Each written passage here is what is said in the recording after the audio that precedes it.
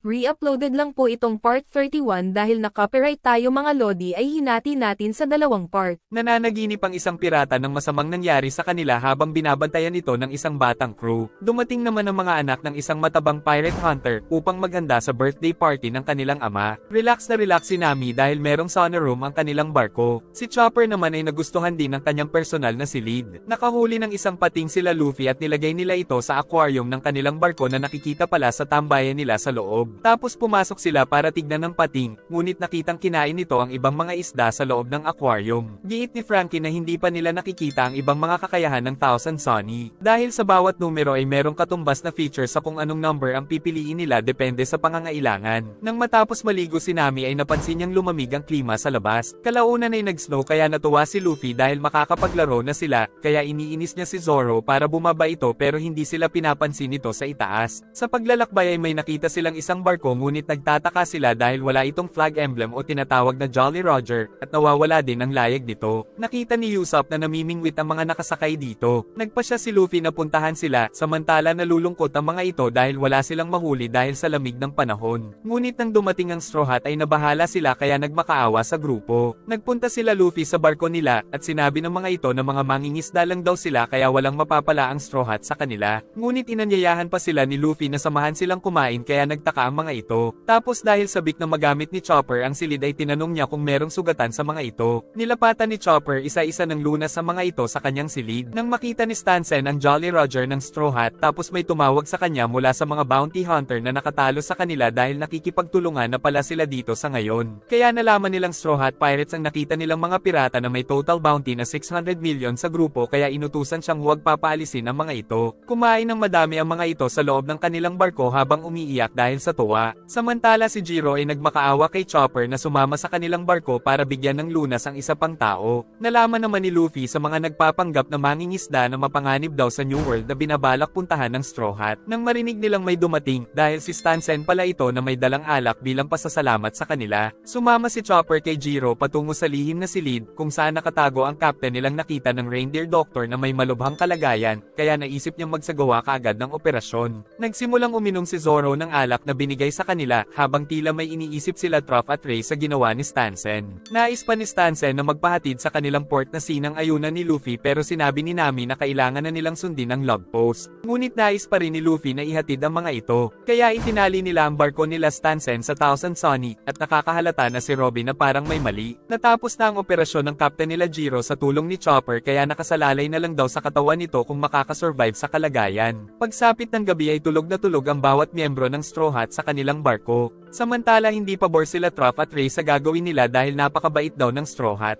Giit ng mga kasama na magagamit daw nila ang Thousand Sunny sa pakikipagdigma sa bounty hunters. Ngunit nais ni Stansen na sundin na lang daw nila ang mga misyon na binibigay ng bounty hunters. Biglang nagsalita si Frankie dahil hindi tumalab ang pampatulog. Maging sila Robin at Sanji ay naamoy na rin pala ang masamang balak nila. Nang makita sila ni Zoro ay pinaubaya niya na lang ang mga ito. Samantala dumating na ang birthday ni Don Echino. Tapos balak na ring magsimula sa pagkilos ng pamilya ng mga bounty hunters. Kahit huling-huli na sila ay nagpapalusot pa rin si Stansen na mga mangingisda lang daw sila ngunit nais na silang bugbugin nila Sanji at Frankie. Naghandang sumugod ang mga kasama ni Stansen, samantala ayaw lumaban nila Toph at Ray.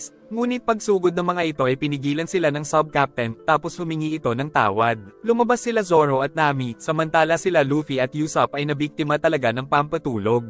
Nagbanta si Nami sa kanila kaya tumakbo ang mga ito pabalik sa kanilang barko. At papasabugin sana ni Frankie ngunit pinigilan ni Nami dahil nawawala si Chopper. Kaya nagbalak silang pumunta sa barko nila Stansen at hanapin si Chopper, pero dahil tulog pa rin ang dalawa ay nakatikim sila ng mga sapok kay Nami para magising. Samantala nagalit naman ang bounty hunter na kausap ni Stansen dahil sa pag-underestimate nila sa Straw Hat. Kaya inutusan na lang sila nito na lumayo sa target nila. Saka inutos ni Salchow sa mga tauhan na gagamit na lang sila ng trap. Tinanong ni Luffy kay Stansen kung nasaan si Chopper. Ngunit balak na nitong putulin ang lubid na nakakabit sa Thousand Sunny kaya sumuntok ang bida, subalit dahil nagyelo ang kamay sa malamig na hangin ay tumama ito sa sahig at na-stuck sa barko nila. Puputulan sana ito ni Stansen, mabuti ay pinigilan siya ni Robin gamit ang powers. Nakita na sila ng grupo ni Salchow ng Echino family. Tapos nakarinig ng music ang Straw Hat kaya hinanap nila kung saan ito nanggagaling. Nang makita ang isang Navy battleship sa malayo ay nagpanik ang grupo. Tapos sa utos ni Salchow ay pinasabog ang mga barrels na nasa tubig para akalaing tinitira sila ng cannonballs. Agad na kumilos ang Straw Hat crew para tumakas, ngunit sinindihan nila Salchow ang ilaw ng iba pang mga peking Navy battleship. Kaya akala ng mga bida ay na-corner na ang kanilang barko ng mga Marine. Napansin ni Sanji na merong butas sa kinaroroonan ng mga Navy battleship, kaya binalak nilang magtungo doon ngunit pasalungat ang hangin kaya hindi makapunta. Ginamit ni Frankie ang special feature ng barko na number 0 kung saan nagbibigay ng kakayahan na magsagwan ang Thousand Sunny, kaya mabilis silang nakatakbo na naramdaman naman nila Jiro at Chopper kaya ay nalalaya nila ang pasyente para hindi bumuka ang mga sugat. Natutuwa sila Luffy at Usopp dahil makakatakas na sila patungo sa butas sa formation ng Navy battleship. Ngunit ipinakita ng mga barrels lang pala itong may ilaw at logo ng Navy upang mapapunta sila sa isang lugar. Hinanap nila Luffy si Chopper kaya lumabas ang reindeer. Humingi naman ng patawad si Stansen sa panloloko sa Straw Hat. Pagdating ni Chopper ay sinabi nito sa captain na hindi niya magagawang iwan ng pasyente dahil sa malubha nitong kalagayan. Si Jiro naman ay ayaw din pumayag na umalis doon si Chopper dahil kailangan pa ito ng kanilang captain. Nang ipaliwanag ni Chopper ang sitwasyon ay kaagad naman na pumayag si Luffy. Muling inasikaso ni Chopper ang pasyente, nang aminin ni Jiro na sila ay mga pirata at ang pasyente ay si Captain Puzzle ng Phoenix Pirates. Hindi daw sumusuko ang kanilang captain kahit na sa mga mapapanganib na sitwasyon. Kaya nais daw nilang tulungan maging King of the Pirates ang Captain Puzzle nila kaya nagpunta sila sa New World pero hindi maganda ang sinapit. Samantala hindi na makatiis ang iba pang miyembro ng Phoenix sa mga nangyayari dahil kinuha pa pala ng Echino family ang kanilang Jolly Roger.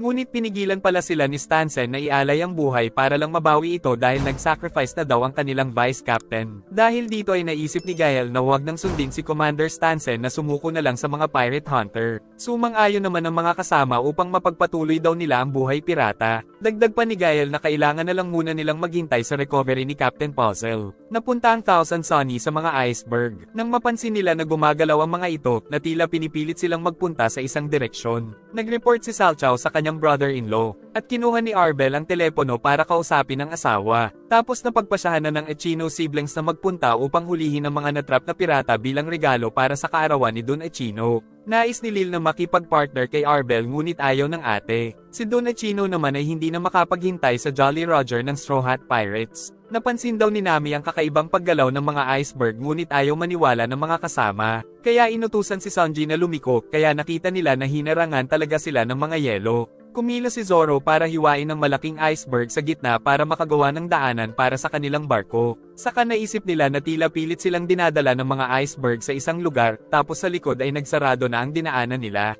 Nagising na rin si Captain Puzzle nang magulat ito sa sipon ni Luffy kaya nauntog. Labis na nagpasalamat si Jiro kay Chopper dahil sa ginawa nito. Ngunit nagtanong si Puzzle sa nangyari, kaya pinaalala ni Jiro nung natalo sila ng nakalaban sa New World. Naiisipan ng sumuko ni Puzzle ngunit nagtitiwala pa rin sa kanya si Vigaro. Dumating si Stansen kaya sinamahan siya ni Vigaro upang pigilan ng mga kalaban at sasama sana si Puzzle pero sinabi ng Vice Captain na kailangan ng may iwan sa barko. Kalaunan ay nagpaulan ng meteor sa mga kalaban patungo sa kanila kaya pinrotektahan ni Puzzle ang barko nila. Tapos ikinwento ni Jiro na napatay daw si Vigaro sa labanan ngunit dahil dito ay nagawa daw nilang makatakas. Dahil dito ay nagkasundo daw ang mga nakaligtas na poprotektahan ng mga buhay nila ang captain. Ngunit giit ni Stansen na huwag nilang sayangin ang mga buhay nilang iniligtas ng Vice Captain. Nais sana ni Jiro na mabawi ang kanilang Jolly Roger at magpatuloy sa pagiging pirata pero isang duwag daw si Stansen. Saka pinag-utos ni Puzzle na magpulong sila ng mga kasama. Natuwa ang mga tauhan nang marinig ang magandang balita, at paglabas ni Puzzle ay lumapit kaagad ang mga ito. Bago umalis sila Chopper ay nagpasalamat muli si Jiro sa tulong nila at magbabayad daw ito balang araw. Giit ni Luffy na magkita na lang sila sa New World. Giit ng mga kasama na excited na sila sa muling paglalakbay, ngunit sinabi ni Puzzle na hindi na sila babalik pa sa New World dahil sa nagpakamatay na para sa kanya si Vigaro. Hindi na makapaniwala ang mga kasama sa narinig sa kanilang captain. Si Jiro naman ay hindi matanggap na ninakaw pa ang kanilang Jolly Roger pero hindi na daw nila ito kailangan giit ni Puzzle. Bago umalis sila Luffy ay nagbabala si Puzzle tungkol sa New World. Ngunit sinabi lang ni Luffy na malalakas daw sila. Babalik na sana ang dalawa nang biglang nagkaroon ng mga pagyanig dahil sa mga umaangat na yelo. Sinikap ng crew ang magagawa upang maiwasan ang mga ito ng Thousand Sunny ngunit gumasgas pa rin ang layag nila sa yelo, tapos hinihigop pa sila ng dalawang malaking whirlpool. May humarang na malaking yelo sa barko ng Phoenix Pirates. Ngunit na-excite pa si Luffy na durugin ito at kainin. Kagad na tumalo ng bida at gumamit ng Gomu Gomu no Gatling at saka Battle Axe kaya nahati sa gitna ang iceberg. Ngunit lumubog ito kaya nalungkot ang bida. Samantala pinapanood na sila ng mga tauhan ng Echino family upang tignan ang mga bounty nila. Natuwa si Brindo at Chino nang malaman na buhay pa si Puzzle. Kaya ginamit nila ang iceberg patungo sa mga ito. Ang Thousand Sunny naman ay gumamit ng paddle mode para makagalaw sa gitna ng mga yelo. Nagcha-charge daw si Frankie ng cola sa energy room dahil baka kailanganin nila ito. Nag-aalala si Usopp na baka hindi na sila makaalis. Giit ni Frankie na sisiw lang sa kanilang tumakas mula dito. Subalit tinamaan sila ng isang iceberg. Dahil dumating pala ang Echino family para hulihin sila. Tapos nag-kiss pa sa harap nila ang mag-asawa kaya inggit na inggit si Sanji. Nagsimula nang mag-pump si Frankie sa energy room tapos sa isang iglap ay nakalipad ang Thousand Sunny kaya nakatakas mula sa patibong nila. Nag-report si Salchow kay Campachino na nakatakas ang Straw Hat Ship. Pinag-utos naman ni Don Echino na kunin na muna nila ang Jolly Roger flag ng mga ito. Kaya muling nag-kiss ang mag-asawa at naiinis naman sa kanila si Lil. Pero napakiusapan pa rin ito ni Arbel na tulungan sila sa pamamagitan ng paggamit ng flying fish na tagumpay na nakuha ang flag ng Straw Hat. Kalaunan ay napansin ni Usopp na nawawala ang Jolly Roger nila. Nakita ng grupo ang flying fish na kumuha sa kanilang flag na pabalik sa pinanggalingan nila. Kagad na lumiko si Sanji para bawiin ang flag. Si Zoro naman ay naiwan sa isang gumagalaw na iceberg. At sinabi ni Sanji na kailangan nilang mabawi ang flag para hindi sa kanilang madismaya ang kanilang captain. Inis na inis ang dalawa dahil ayaw daw nilang mapag-alitan ng engot nilang captain. Ngunit babangga sila sa isang iceberg kaya napilitang huminto. Samantala hinahanap na rin sila ni Hawk Era at hindi naman nababahala ang mag-asawa dahil wala pa daw nakakatakas sa mga iceberg. Ginamit ni Frankie ang number 3 features ng barko kaya lumabas mula dito ang sasakyan nilang Shark Submerge. Sakay nito si Frankie at si Nami para mag-imbestiga sa ilalim ng mga iceberg tungkol sa paggalaw ng mga ito. Dito ay nakita nilang kagagawan pala ito ng mga matatapang na penguin kaya natakot si Nami at inutusan si Frankie na umalis na sila. Ngunit hinabol sila ng mga ito at dumaan sa ilalim ng kanilang barko kaya napagalaw ng mga ito ang malaking iceberg. Dahilan para umalo ng malakas at tumalsik sila ngunit nakagawa si Robin ng paraan gamit ang powers pero hindi nagawang mailigtas ang mga kaibigan. Narinig ng Echino family ang pagyanig kaya nalaman ng lokasyon ng mga pirata at kaagad silang nagpunta. Nahiwalay sila Sanji at Usopp sa grupo. Nang makita nila ang isang cute na penguin kaya lumapit ang sniper pero kinagat nito ang kamay niya. Tapos nakitang napapaligiran pala sila ng mga ito. Kaya naisipan ni Sanji na wasakin ng yelo saka sila tumakbo, ngunit inatake ng mga ito na parang mga darts. Nilabas nila Luffy ang bangka ng Phoenix Pirates para hanapin ang mga kaibigan. Sinabi ni Stansen kay Chopper na ang may kagagawan ng paggalaw ng mga iceberg ay ang mga savage penguins at ginagamit sila ng mga bounty hunters. Tapos umalis na sila sakay ng binigay na bangka ng mga ito. Nabahala si Stansen dahil nasa loob na pala ng barko nila si Brindo at Chino dahil sa nalaman daw nitong buhay pa si Puzzle na may 100 million bounty. Nakatakas sila Sanji at Usopp sa mga penguin. Ngunit nakita naman nila ang mag-asawa na sila Salchow at Arbel. Agad na nagpunta si Sanji sa babae, ngunit inatake siya nito dahil magkalaban sila, saka nagawa din itong mahiwa ang yelo. Tapos muli na namang nagkiss ang dalawa na ikinainis ni Sanji. Umakyat sa yelo sila Frankie at Nami. Ngunit paglabas ay may umatake sa kanila na isa rin bounty hunter na si Hawk Era. Muli itong umatake ng mga hockey puck patungo sa submarine ni Frankie ngunit nagawang masalag ng cyborg ang mga ito. Samantala nakita ni Robin si Lil Echino na nasa loob ng barko nila na nais daw makipaglaro. Nakasakay pa rin sa bangka sila Luffy at Chopper pero hindi nila alam kung nasaan ang mga kaibigan. Nang biglang yumanig dahil sa paggalaw ng napakalaking iceberg. Si Brindo naman ay nais hulihin si Puzzle para sa bounty, ngunit sinubukan ni Stansen na magsinungaling na hindi ito ang captain pero sinakal siya ni Brindo at itinapon, tapos tinapakan sa mukha dahil sa pagsisinungaling. Ngunit dahil natatakot si Puzzle sa sinapit nila ay hindi nito masabi na siya ang captain, nang lumapit si Jiro kaya nakumpirma ni Brindo na si Puzzle nga ang captain. Ngunit wala pa rin itong lakas ng loob, mabuti ay bumalik sila Luffy sa barko kaya tinamaan ng bangka si Brindo. Giit ni Luffy na hindi nila alam ang daan, nang bumangon si Brindo at sinabing napakaswerte daw ng araw niya dahil dalawang high bounty pirates ang mahuhuli niya ngayon. Dagdag pa nitong kinuha daw nila ang Jolly Roger ng Straw Hat kaya nagalit si Luffy at kaagad siyang inatake.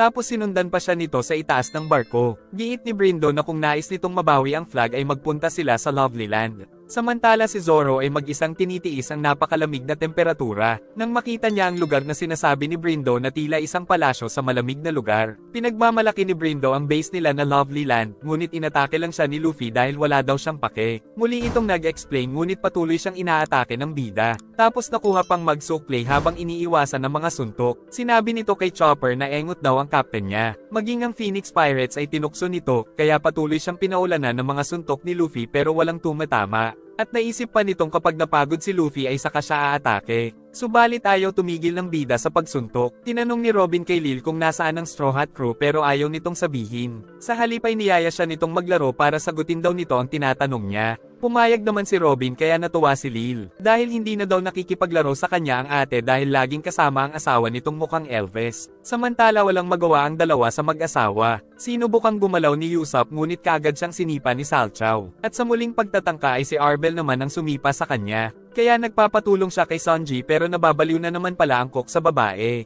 Pagkatapos ay nag-kiss na naman ito sa harapan nila saka sinabing ipapangregalo daw nila ang ulo ng dalawa kay Don Achino. Inihagis ni Salchow ang asawa patungo sa kanila ngunit hindi umiwas ang babaero. Sa pangalawang pagkakataon ay sinalumuli ni Sanji ang atake nito. Samantala sila Frankie at Nami ay iniwan si Hawkero dahil sayang lang daw ang oras nila. Sinabi nito na alam niya kung nasaan ang Jolly Roger nila pero ayaw naman niyang sabihin ang lokasyon kaya binaril siya ni Frankie ng kanan. Tapos sumugod ito at inatake si Frankie ng mga hockey puck. Pagkatapos ay ang cyborg naman ang umatake. Ngunit nagawa ni Hawkero na gawing yelo ang mga paa niya. Dahil wala na siyang makita ay hindi niya matamaan ng Pirate Hunter. Kaya gumamit siya ng fire breath para mawala ang mga usok ng yelo. Samantala nakikipaglaro si Robin sa bata para sabihin ng mga impormasyon. Ngunit nang matalo ito ay ayaw niya pa ring sabihin kaya kiniliti ito ng dalaga at sinabi nitong nasa room daw ng papa niya ang mga flag. Tapos balak din daw nila na gawing pangregalo sa papa nila ang mga bounty ng Straw Hat Pirates. Patuloy pa rin ang pag-atake ni Luffy kay Brindo, tapos nagtungo ito kay Chopper at sinabing isa lang itong raccoon. Tapos muling umatake si Luffy kay Brindo kaso magaling talagang umilag. Ngunit sa pagkakataong ito ay nahawakan siya ng bida tapos nasuntok sa kanyang pagmumukha. Kaya naisipan ni Brindo na tumakas muna dahil sa Lovely Land niya tatapusin ang mga ito. Subalit hinedbat na siya ni Luffy, tapos nagkunwari na nasa kanya ang flag kaya hindi natuloy ang suntok. Pero ginawa niya lang ito para makatakas na agad naman na sinundan ng bida at sinubukang kumapit sa kanyang bangka. Subalit tinanggal lang ito ni Brindo kaya nanganganib na malunod sa dagat. Akala ni Brindo ay makakatakas na ng gamitin ni Puzzle ang kakayahan para hulihin siya. Tapos pinagtulungan ito ng Phoenix Pirates, samantala si Luffy ay nahuhulog sa ilalim ng dagat. Patuloy ang pag-atake ng mag-asawa kay Sanji. Mula sa malayo ay umatake si Usopp gamit ang Flame Star at nagawa niyang masapol si Arbel sa mukha. Ngunit nakita niyang galit na galit sa kanya si Salchow, kaya agad itong sumugod sa kanya at napatakbo na lang ang sniper. Nag-aalala si Chopper sa captain kaya kahit hindi marunong lumangoy ay tumalon siya ngunit pinigilan ni Jiro. At bago pa ito tuluyang malunod ay tinulungan siya ni Puzzle gamit ang kadena nito hanggang sa tagumpay nilang ma-rescue ang bida na kaagad na niyakap ni Chopper. Samantala si Brindo ay itinali nila. Sa Lovely Land naman sa loob ng kwarto ni Don Achino ay puno ng mga Jolly Roger. Nagtanong ito sa anak kung nakuha na ba ang flag ng Straw Hat. Tapos habang nag-uusap sila ay napadaan si Zoro sa labas. Saka ipinakita ang Jolly Roger ng Phoenix Pirates na kinuha nila. Nagpaputok si Frankie patungo sa kalaban. Tapos pinahaba ang kamay sa binaril para makuha ang sandata nito. Ngunit matapang pa rin itong sumugod kaya gumamit ng coup d'event si Frankie patungo sa kanya na nagpatalsik sa hockey player. Subalit sa ginawa ng cyborg ay naubusan na pala siya ng cola sa katawan. Sa loob ay nilalamig na talaga si Nami. Nang mapansin ni Frankie na nagkaproblema ang submarine nila, tapos sa labas ay inatake pa sila ng inatake ni Hawk Era ng hockey puck na nagyayelo kaya hindi mabuksan ang pinto ng submarine. Saka tumawag ito kay Lil dahil nahuli niya na daw ang dalawa. Nagtapo ng pagkain si Lil sa dagat saka lumabas ang napakaraming flying fish para sa isang misyon. Bumalik si Lil kay Robin at sinabing nahuli ng kuya niya ang dalawang crew ng Straw Hat na sila Nami at Frankie. Kaya niyaya ni Robin si Lil na sa bahay nila maglaro upang ma-rescue niya ang mga kaibigan. Tinulungan si Hawk Era ng mga flying fish ni Lil na dalhin ng submarine. Samantala galit na galit si Salchow dahil sa ginawa ni Usopp sa asawa nito. Umatake ito ngunit hindi tinamaan kaya tinira ito ni Usopp ng Flame Star ngunit bumangga din siya dito kaya nagkabukol. Tinulungan naman ni Sanji si Arbel kaya nasapok lang siya ng babae. Nagkasipon si Luffy dahil nahulog siya sa dagat. Tapos pinagbantaan nila si Brindo ngunit sinabi pa nitong lagot daw sila sa mga kapatid niya. Saka nagulat ang mga kasama nang makipagkasundo si Puzzle kay Brindo na hindi gagalawin ng Echino family ang crew niya kapalit ng kanyang ulo. Natawa si Brindo sa narinig. Hindi matanggap ni Jiro ang nangyayari kaya kinuha nito ang pamalo ngunit nagbanta si Brindo na uubusin sila ng mga kapatid niya kapag ginalaw siya. Ngunit si Luffy ay di nakat ang mukha nito tapos tinanong ang Jolly Roger nila. Giit ni Brindo na nasa Lovely Land nga ito kung saan ang base nila. Samantala naiinip na si Don Echino dahil ang tagal dumating ng flag ng Straw Hat kaya kinakabahan na si Campachino. Dahil sa pagkainip ay tinunaw ng Don ang baso niya. Re-uploaded lang itong video at nasa comment section ang karugtong dahil na copyright tayo mga lodi sa part 31, wawa chup chup.